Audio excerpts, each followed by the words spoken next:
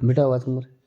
नमस्कार दोस्तों, मैं मनीष कुमार भोज आप सभी का अपने यूट्यूब चैनल पहाड़ एजुकेशन में हार्दिक स्वागत करता हूं। दोस्तों, जो आज का वीडियो आप लोगों के बीच लेके उपस्थित हुआ हूं, ये वीडियो उन तमाम छोटे बड़े भाई बहनों के लिए बहुत ज़्यादा महत्वपूर्ण है जिन अभ्यर्थियों का सिलेक्शन सहायक अध्यापक एलटी भर्ती परीक्षा में हुआ है। बेसिकली उन्हीं के लिए ये वीडियो है, अत्यंत महत्वपूर्ण ये वीडियो है। इस वीडियो में जो चीज़ मैं आप लोगों को बताऊंगा वो बहुत ध्यानपूर्वक से उसको देखेगा, और साथ ही जिसमें आप इस फॉर्म को फिलअप करोगे तो उसमें इन चीज़ों का बहुत बेसिकली ध्यान दीजिएगा। आइए शुरुआत करते हैं। देखिए दोस्तों, जैसे आप उत्तराखंड का जो अधीनस्थ सेवा चयन आयोग का जैसे ये पोर्टल है, इस पोर्टल पे जैसे ही आप आओगे तो नीचे स्क्रॉल करते हुए जाओगे तो यहाँ पर आपको दिया हुआ है, यहाँ पर पद नाम सहायक अध्यापक एलटी भर्ती के शाखा चयन का यहाँ पर बात करें, शाखा चयन करनी है आपको कि जो जो ब्रांच जो चॉइस करनी है आपको। तो उसमें क्या है, जैसे आपको गढ़वाल मंडल या फिर कुमाऊं मंडल को क्या करना है, अपने प्राथमिकता रखनी है। जब आप इसका चयन करोगे बेसिकली इसी पे बहुत ही ज़्यादा महत्वपूर्ण तरीके से इसको फिलअप करिएगा। इससे क्या होगा, जिस समय आपका सिलेक्शन होगा, आप कहाँ चाहते हो, गढ़वाल मंडल में चाहते हो या कुमाऊं मंडल में चाहते हो, तो उस चीज़ को बहुत बेसिकली ध्यान दीजिएगा। देखिए जैसे यहाँ आप इसको ओपन करोगे तो यहाँ पर दिया हुआ है, जहाँ पर आप लोग देख पा रहे होगे ये पद नाम सहायक अध्यापक, तो शाखा चयन, तो शाखा चयन करनी है। जैसे आप इसे क्लिक करोगे तो इस तरीके से पोर्टल खुल के आएगा। तो यहाँ पर आपका सब्जेक्ट नेम दिया है, यहाँ पर आप देख पा रहे हो जितने भी एलटी भर्ती परीक्षा में जितने भी सब्जेक्ट में ये भर्ती परीक्षा हुई थी, हिंदी इंग्लिश संस्कृत मैथ जो भी थे, तो आप जैसे ही जो भी सब्जेक्ट आपका रहेगा, मान लीजिए यहाँ पर आपका म्यूजिक दिया है तो म्यूजिक को मैं क्लिक करूँगा तो यहाँ पर आप अपना रोल नंबर फिल करोगे और साथ ही अपना यहाँ पर डेट ऑफ बर्थ फिल करोगे। तो आप इसे जब क्लिक करोगे, ठीक है, जैसे ही आप इसको पूरा फिल करोगे तो आपके सामने एक तरीके का पोर्टल ओपन होगा।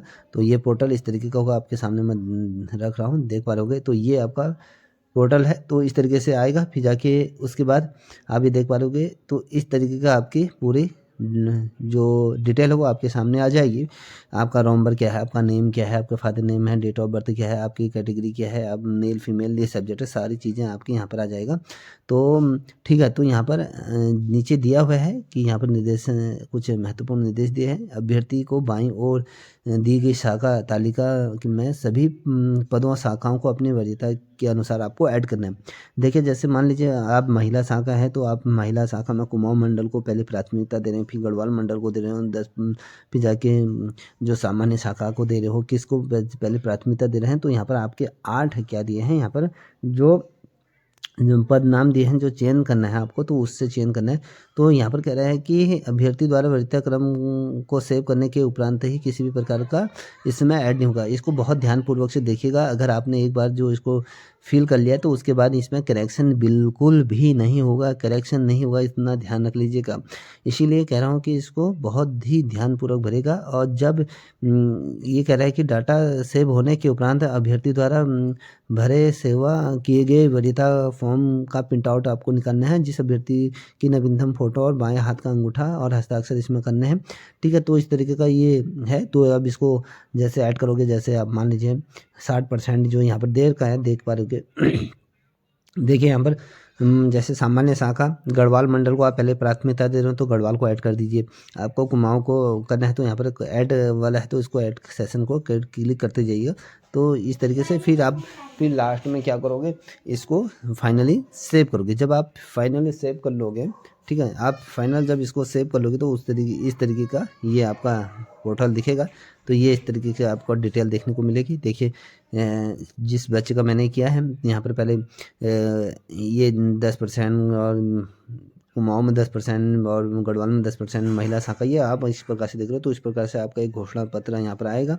तो यहाँ पर आपको सिग्नेचर करना है। तो आप लास्ट में इस तरीके का ये पोर्टल ओपन हो जाएगा। देखिए यहाँ पर जिस प्रकार से लास्ट में प्रिंट आउट रिकॉर्ड करने के लिए इसको प्रिंट आउट करके अपने पास सुरक्षित रख लीजिएगा।